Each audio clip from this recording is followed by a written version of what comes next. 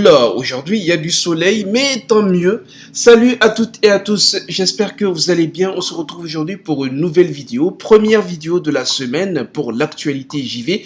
Alors au niveau des titres, on va parler de Sony qui va permettre l'extension du SSD. Et je pense que ça va faire du bien à pas mal de gens.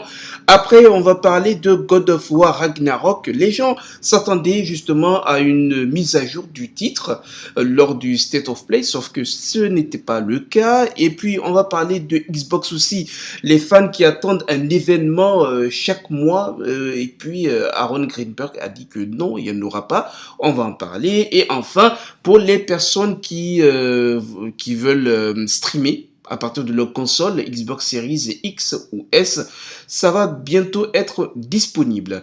Allez, sans plus tarder, c'est parti.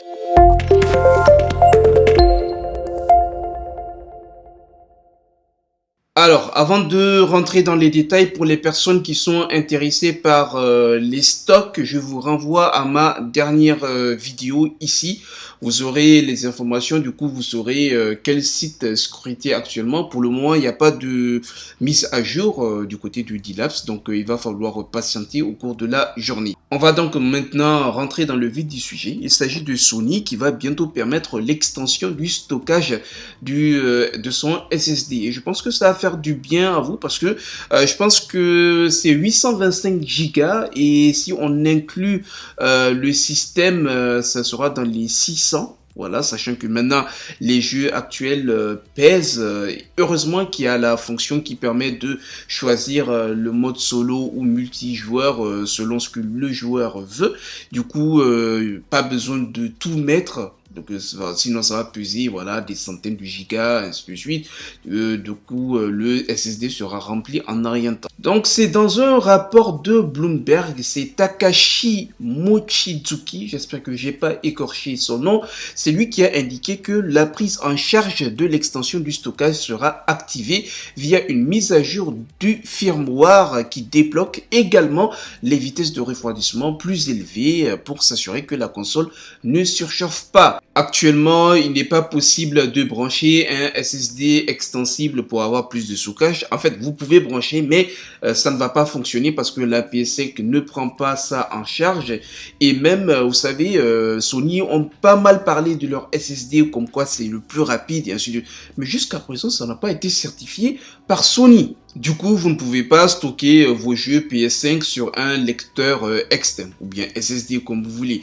Et au niveau du Bloomberg, donc ils ont demandé à ce que Sony commente donc ce qui a été dit, à savoir l'extension du SSD. Mais voilà ce qu'ils disent.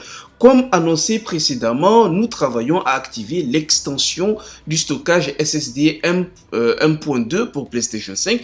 Pour le moment, il n'y a rien à partager. Alors, on ne sait pas encore quand est-ce qu'ils vont le faire. Bon, ils disent l'été. J'espère que, en tout cas, on croise les doigts, voilà, pour que ça soit fait.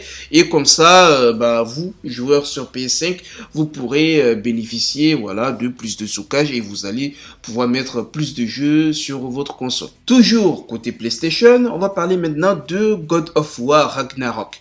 Il y a eu le State of Play récemment et les gens s'attendaient à ce qu'il y ait des mises à jour, des infos par rapport à God of War. Vous savez, lors du teaser, juste à la fin, ils ont mis en gros 2021. Donc les gens s'attendaient à ce que, à ce qu'ils en parlent au niveau du State of Play. Moi, parmi tous les jeux qu'ils ont présentés, c'est vraiment Kina qui me donne envie. Dites-moi vous, quel jeu vous avez préféré ou quel jeu vous êtes impatient de voir. Du coup, c'est Cory Barlog qui est réalisateur du jeu qui a mis un message sur Twitter pour dire « Je ne sais pas qui a besoin d'entendre ça, certainement pas moi parce que je n'ai jamais entendu, mais quand ça sera fait. Du coup, croyez-moi, c'est la meilleure des choses pour tout le monde. » Voilà, en gros, même s'ils ont dit 2021, je ne pense pas que le jeu va sortir au cours de cette année.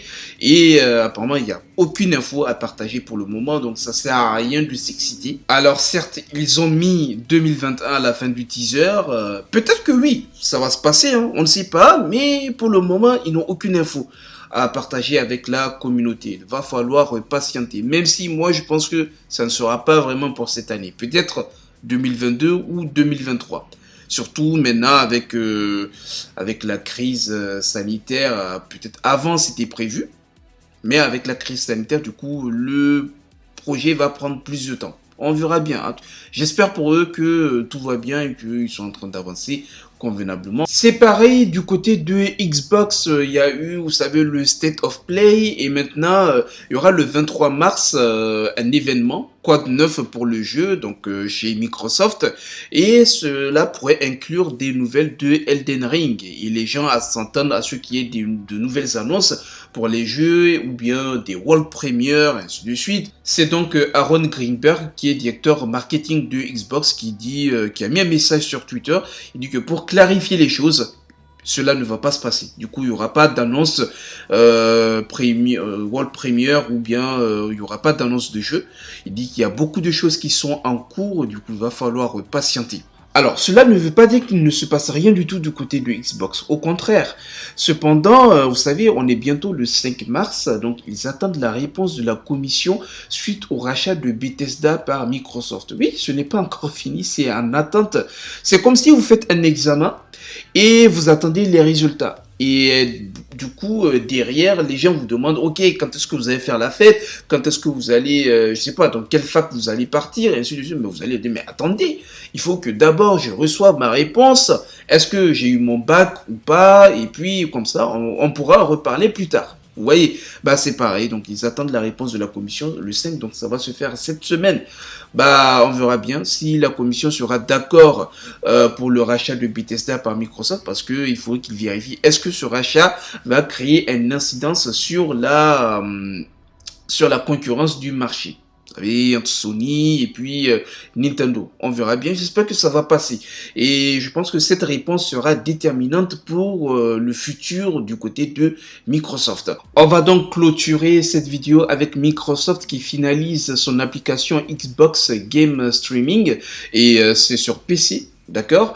Il y a déjà eu un aperçu pour Android, iOS et puis iPad ou tablette comme vous voulez. Je vous mets la vidéo ici au niveau du petit i, vous pouvez vérifier. Du coup, cette fois, on parle de PC. Et d'ailleurs, c'est une application qui va aussi vous permettre, vous, joueurs sur Xbox Series S ou bien X, de pouvoir streamer vos jeux depuis la console vers le PC. Et d'ailleurs, on a un aperçu de Tom Warren sur Twitter. Vous pouvez voir l'application. Ils ont donc réussi à avoir accès à la dernière version de l'application Xbox Game Streaming pour Windows, une application inopinée et inédite. Une fois sortie, l'application permettra aux utilisateurs de Windows de diffuser des jeux à partir de la console Xbox Series X, S et de xCloud.